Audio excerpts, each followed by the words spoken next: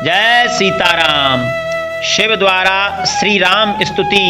श्री रामचरितमानस में इस स्तुति को भगवान शिव शंकर ने भगवान श्री राम के लिए किया है। इस स्तुति का जो श्रवण श्रद्धा पूर्वक प्रतिदिन करता है, आंख बंद करके भगवान श्री राम की छवि का ध्यान करते हुए और ऐसा विचार करते हुए कि मैं अपने जीवन में श्री राम के आदर्शों को अपनाऊं, एक ऐसा पुत्र बनूं जो प्रतिदिन अपने माता पिता के चरण दबाऊं, ऐसा पुत्र बनूं जो अपने माता पिता की आज्ञा के लिए बिना सोचे बिना विचार किए कि उन्होंने क्या आदेश दिया है उसका पालन करूं।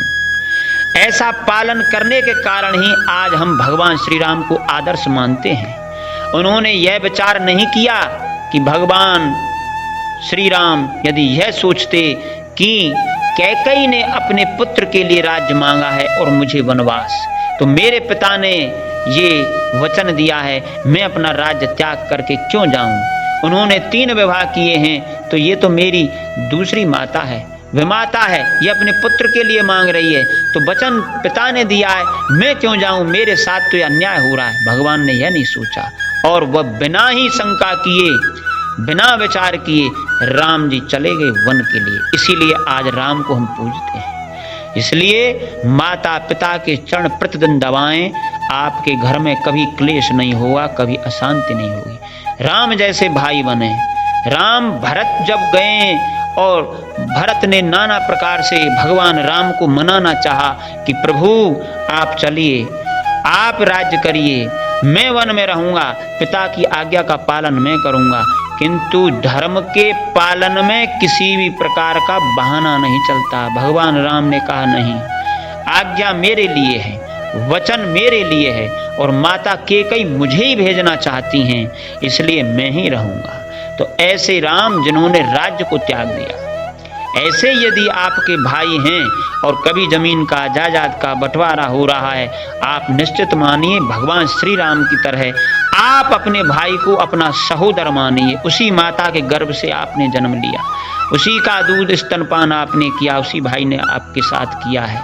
आप एक पिता की संतान हैं, इसलिए जमीन जायदाद धन वैभव के लिए भाई से विरोध ना करें, तो आपका जीवन शांतिमय उन्नतिमय होगा। इसलिए आज राम की पूजा होती है। आप राम की तरह एक पत्नी व्रत धारण करिए। संसार में जितनी नारियां हैं वह माता हैं, वह बहन हैं, वह पुत्री हैं। केवल आपकी पत्नी वही आपकी, जो आपके मंत्रोच्चारण के साथ जिसको विवाहित करके आप लाए हैं, वही आपकी एक पत्नी है। उसी के साथ में आप रमण करें, उसी को आप पत्नी मान करके एक पत्नी व्रत धारण करें, तभी आप राम जैसे आदर्श स्थापित करेंगे तो आपका जीवन उन्नतिशील होगा। जो चरित्र की रक्षा करता है वह जीवन में नित्य उन्नति करता है, हर परिस्थिति से लड़ता है, हर कष्ट से लड़ सकता है, हर विपत्ति से लड़ सकता है। और चरित्र से रक्षा करने के लिए राम के चरित्र को पढ़ना बहुत जरूरी है, अन्यथा ये कलयुग है। कुसंग के कारण एक क्षण का कुसंग आपकी बुद्धि को व्यभिचारी बना देगा, आपकी दृष्टि को कुदृष्टि कर देगा, आपके विचारों को कुत्सित कर देगा। इसलिए आप राम के चरित्र को पढ़ें। भगवान राम ने अपनी पत्नी के लिए एक साधारण मनुष्य की तरह प्रेम दिखाया। रामचरितमानस में जब सीता जी का हरण हो जाता है और लक्ष्मण के साथ वन में भगवान श्री राम किस प्रकार अपनी पत्नी से प्रेम करते हैं, यह तुलसीदास जी ने चौपाई के माध्यम से समझाया है। आज का मनुष्य क्या उस तरह से प्रेम करता है? यदि वह करता है तो उसके जीवन में अशांति हो ही नहीं सकती, कष्ट हो ही नहीं सकता। जो पति पत्नी में अगाध प्रेम होता है, वासनामयी प्रेम नहीं, निश्चल प्रेम, शाश्वत प्रेम, जैसा भगवान राम कहते हैं, हे खग मृग हे मधुकर श्रेणी, तुम देखी सीता मृग नैनी। हे खग, हे पक्षियों, हे मृग, हे पशुओं, तुमने क्या सीता मृग जैसे नैनों वाली को देखा है? पशुओं से, पक्षियों से, भंवरों से, वृक्षों से पूछ रहे हैं। और ऐसा प्रतीत होता है जब हम चरित्र पढ़ते हैं जैसे कोई साधारण पत्नी वियोगी पति है। राम भगवान जैसे नहीं लगते, लेकिन भगवान ने जब मानव रूप में अवतार लिया तो यह हमें आदर्श स्थापित किया कि एक पुरुष को अपनी पत्नी से किस प्रकार से प्रेम करना चाहिए, किस तरह से उसके प्रति निष्ठा रहनी चाहिए, जो अपने माता पिता को, अपने पीहर को, अपने भाई को, बहन को, अपनी सखियों को, अपने सबस घर बार को छोड़ करके आपके साथ एक अनजान व्यक्ति के साथ जीवन में रहने के लिए आई है। तो उसके प्रति आपकी वफादारी, उसके प्रति आपकी निष्ठा, उसके प्रति आपका प्रेम निश्चल हो, उत्तम कोटि का हो, उसे आप उत्तम कोटि का प्रेम करेंगे तो आपके जीवन में कितने भी अभाव हों, कितने भी कष्ट हों, आप दोनों एक साथ रह करके जीवन की यात्रा को धर्म में बनाते हुए मोक्ष की गति प्राप्त कर सकते हैं। भगवान राम जैसा जीवन आप बनाएं तो जीवन में सुख और शांति अवश्य आएगी।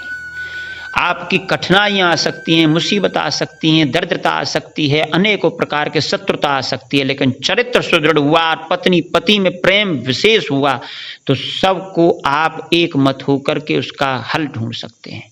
भगवान श्री राम वन में हैं और पत्नी का अपहरण हो गया, लेकिन इतना अगाध प्रेम करते हैं कि वो वानरों की सहायता से एक समुद्र पर पुल बना देते हैं। रावण जैसे उस समय के एक ऐसे सम्राट, ऐसे राजा से जिसके पास अथाह बल है, उससे युद्ध करते हैं और अपनी पत्नी को लेकर के आते हैं। तो पति ऐसा होना चाहिए, पत्नी सीता जैसी होनी चाहिए। रामचरितमानस हमें जीना सिखाता है।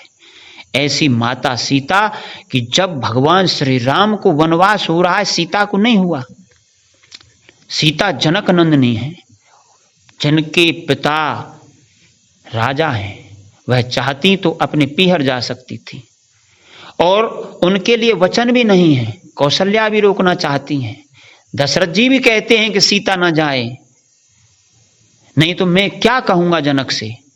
लेकिन सीता जी पति के कष्ट में साथ रहना चाहती हैं। वो कहती हैं कि पति मेरा, हे स्वामी आप जंगल में रहोगे और मैं यहाँ पर महलों में, आप वहाँ पर पत्तल पर भोजन करोगे और मैं यहाँ सुंदर धातुओं के पात्रों में, आप कुशा के आसन पर रहोगे और मैं यहाँ पर अच्छे सैया पर नहीं। जिस प्रकार मछली बिना जल के तड़प जाती है, तड़पती है, मृत्यु को प्राप्त हो जाती है, उसी प्रकार मेरा जीवन आपके बिना है। ऐसा आदर्श पत्नी का स्थापित किया। तो जीवन में यदि सुख चाहिए तो सीता की तरह नारियों को उस आदर्श को स्थापित करना है, पुरुषों को राम की तरह स्थापित करना है, पुत्र राम जैसा रहना है, भाई राम की तरह रहना है। आपको यदि कोई पद मिला है, आपके नीचे कोई सेवक है, आपके घर में नौकर काम करते हैं, भोजन बनाते हैं, वस्त्र धोते हैं, आपके यहाँ पोछा लगाते हैं, कुछ भी करते हैं, तब राम सिखाते हैं कि उससे भी हम कैसे बात करें, कैसे व्यवहार करें। यदि जीवन में सुख और शांति चाहिए तो राम के चरित्र को, रामचरितमानस को, रामायण को पढ़ना होगा। यही एकमात्र उपाय है, अन्यथा उपाय है ही नहीं। बहुत सा धन होने के बाद भी आज पति पत्नी में झगड़ा है, तलाक है, कष्ट है, शक है, संदेह है। यहां तक संदेह कि एक दूसरे का मोबाइल तक नहीं देख सकते। भाई भाई में आज युद्ध है, भाई बहन में आज प्रेम नहीं है। नौकर को अपने मालिक पर विश्वास नहीं, मालिक को अपने नौकर पर किस तरह व्यवहार करना चाहिए वह उस पर उस तरह का व्यवहार नहीं। भगवान राम जब जंगल के लिए जाते हैं, वनवास के लिए जाते हैं, तो सुमंत उनको छोड़ने जाते हैं और सुमंत से जिस तरह की वार्ता भगवान श्री राम आदर पूर्वक करते हैं, जो आदर देते हैं। जब भगवान पुष्प लेने के लिए वाटिका में जाते हैं और जब अपने मालियों से बात करते हैं तो रामचरितमानस पढ़ें, हम अध्ययन करें, स्वाध्याय करें, उनसे तात कह करके बोलते हैं। तात का अर्थ है अपने से बड़े के लिए पिता तुल्य शब्द का प्रयोग करना। भगवान राम अपने इस बात के अभिमान में नहीं है कि मैं राजा होने वाला हूं, मैं एक चक्रवर्ती सम्राट का पुत्र हूं। वो इतने बड़े धनी और ऐसे सम्राट के, राजा कि पुत्र होने के पश्चात भी अपने नीचे अधीन कार्य करने वाले सैनिकों के साथ, मंत्रियों के साथ, वन वाटिका में कार्य करने वाले कर्मचारियों के साथ आदर सूचक संबोधन से वार्तालाप करते हैं। तो यदि हम एक अच्छा पद प्राप्त करते हैं तो हमारे नीचे जो भी कार्य करने वाले हैं उनके साथ अच्छे संबोधन से बात करें, आदर प्रदान करें, क्योंकि मनुष्य सब मनुष्य हैं। हम अपनी शिक्षा के कारण, पद के कारण, योग्यता के कारण अलग अलग पदों पर स्थापित हैं, किंतु हैं सब मनुष्य। सम्मान पर सबका बराबर अधिकार है, सम्मान सभी का समान है। स्त्री, पुरुष, वृद्ध, बालक, किसी भी वर्ण का हो, किसी भी आश्रम का हो, किसी भी पद पर हो, निहित निजी सम्मान सबका समान है। सबको सम्मान के साथ जीने का अधिकार है। इसलिए हमें कैसे वार्तालाप करनी चाहिए ये रामायण सिखाती है, श्री राम सिखाते हैं। आज जीवन में इतना कष्ट है कि प्रत्येक व्यक्ति दुखद स्थिति में है, तनाव में है, डिप्रेशन में है, फोबिया में है, सब कुछ है उनके पास भी। आज कन्याओं का विवाह समय पर नहीं हो रहा, एक अच्छे पति नहीं मिल रहा। व्यक्ति जो चाहते हैं कि एक अच्छी कन्या मुझे मिले, उन्हें एक अच्छी कन्या नहीं मिल रही, लेकिन स्वयं अपने व्यवहार को बदलना नहीं चाहते। हम स्वयं अपने व्यवहार को बदलें। संसार में ईश्वर ने सभी श्रेष्ठ बनाए हैं। यदि हम श्रेष्ठ बनने का प्रयास करेंगे तो भगवान राम की कृपा से हमें श्रेष्ठ संतान, श्रेष्ठ पत्नी, श्रेष्ठ पति, श्रेष्ठ नौकर, श्रेष्ठ नौकरी और जीवन में जो हमारा अंतिम मनुष्य का लक्ष्य है कि हम सुख शांति के साथ जीवन जीते हुए मोक्ष को प्राप्त कर लें, वह जीते जी ही मोक्ष है, मरने के बाद मोक्ष नहीं। जब आप जीवन जीते हुए अपने आप को संतुष्टि से जी पाते हैं, प्रेम से जी पाते हैं, जिस व्यवहार में आप अपने परिजनों के साथ रहते हैं, अपने परिकरों के साथ रहते हैं, उस गृहस्थ में यदि आप सुखी हैं तो आप अपने जीते जी मोक्ष प्राप्त कर लेते हैं। लेकिन यदि आप पति पत्नी में झगड़ा है, पड़ोसी से झगड़ा है, भाई के साथ आपका मुकदमा केस चल रहा है, यदि संतान आपके अनुकूल नहीं है, संतान को माता पिता अनुकूल नहीं है, एक दूसरे से बिना बात किए ही सो रहे हैं, एक दूसरे से झगड़ रहे हैं, सब धन वैभव होते हुए भी यदि हमें निद्रा की गोली लेनी पड़ रही है, तो मोक्ष के लिए भगवान का पूजन, भगवान की आरती ये काम नहीं आ रहा। काम आएगा रामचरितमानस के द्वारा बताए हुए आदर्शों का अनुकरण करना। जब तक उनका अनुकरण नहीं होगा तब तक कुछ नहीं होगा। चरित्र श्रेष्ठ, व्यवहार श्रेष्ठ, वाणी मधुर, सत्यमयी, दूसरे के हित भरी होनी चाहिए, इसी से कल्याण होगा। इसीलिए रामचरितमानस में भगवान श्री राम की सभी ने स्तुति की है।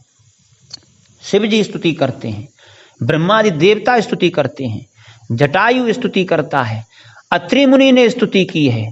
सभी राम की स्तुति करके हमें यह ज्ञात होता है कि राम एक ऐसे संपूर्ण आदर्श व्यक्तित्व के धनी हैं जिनके जीवन में कहीं भी हमें कोई दोष देखने को प्राप्त नहीं होता।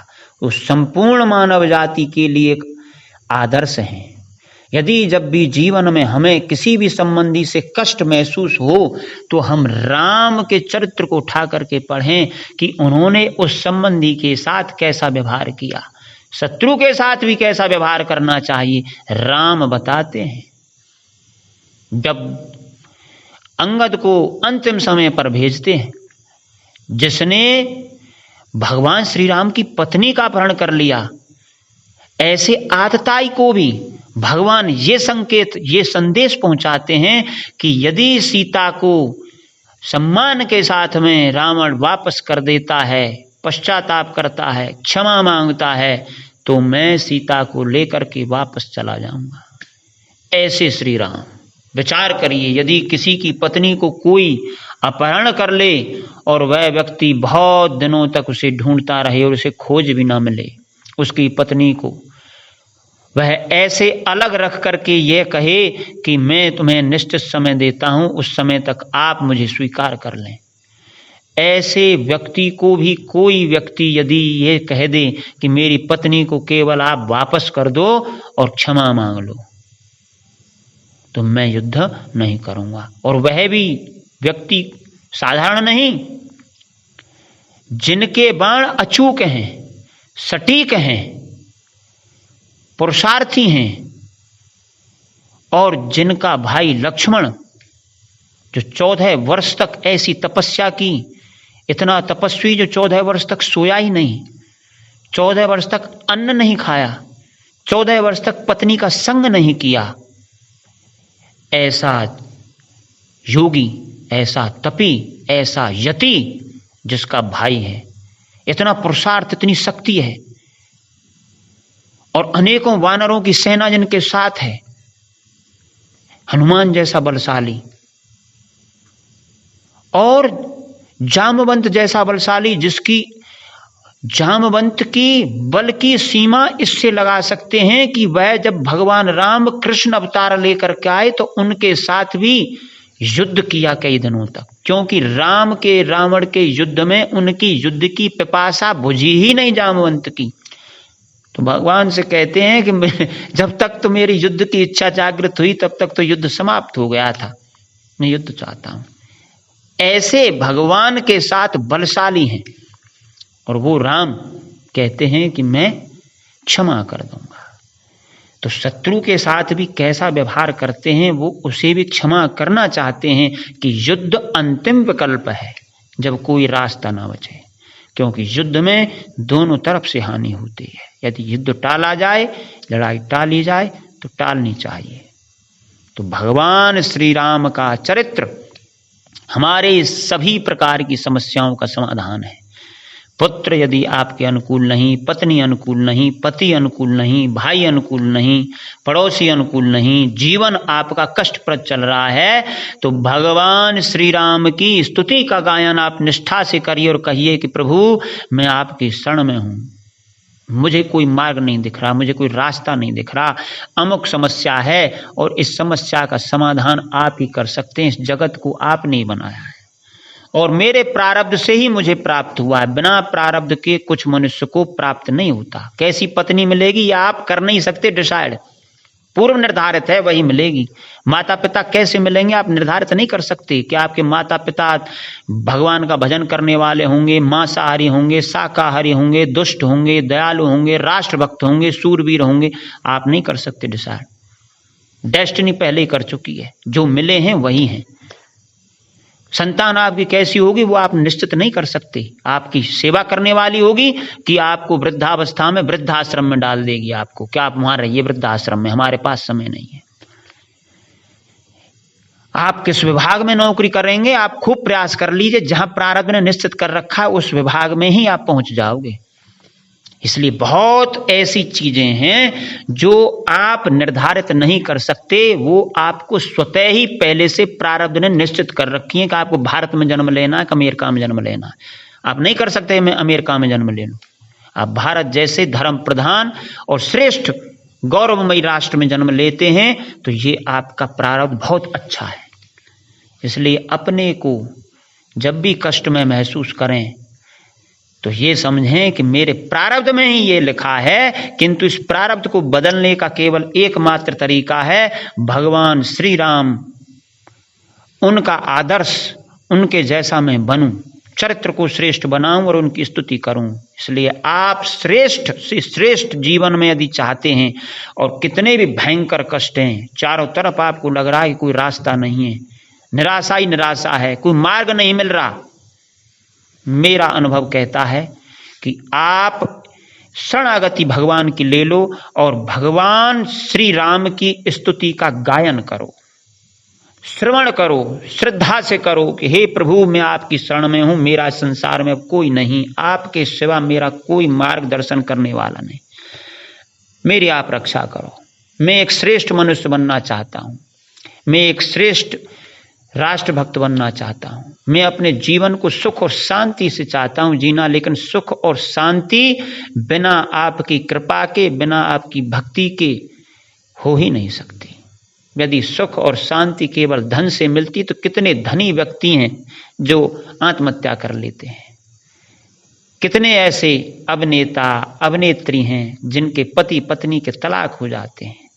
क्या सुंदरता प्राप्त होने से तलाक रुकते हैं या धन प्राप्त होने से रुकते हैं? कितने माता पिता ऐसे बिजनेसमैन हैं जिनकी संतानें उनके अनुकूल नहीं, उनको त्याग देती हैं।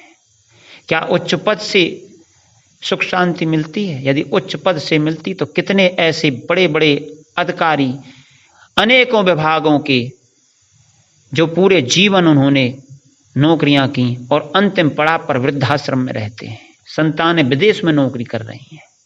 इसलिए एकमात्र आश्रय भगवान श्री राम और भगवान श्री राम का चरित्र और भगवान श्री राम की स्तुति का गायन और श्रवण, वह हमारे जीवन की समस्त बाधाओं को, चाहे आपके जीवन में भूत प्रेत की बाधा है, नकारात्मक सोच की बाधा है, आपको क्रोध बहुत आता है, ईर्ष्या बहुत है, पड़ोसी बहुत तंग कर रहा है, जो भी समस्या है, भगवान श्री राम की स्तुति गाते हुए मन में विचार करो कि प्रभु मेरी इस समस्या का आप समाधान करो। और वह स्तुति में अगले वीडियो में आपके लिए बड़ी श्रद्धा और बड़ी निष्ठा के साथ प्रस्तुत करूंगा। आप उसे बस सुनिए, आप विश्वास मानिए, आपका जीवन बदल जाएगा। जय श्री राम, जय श्री राम।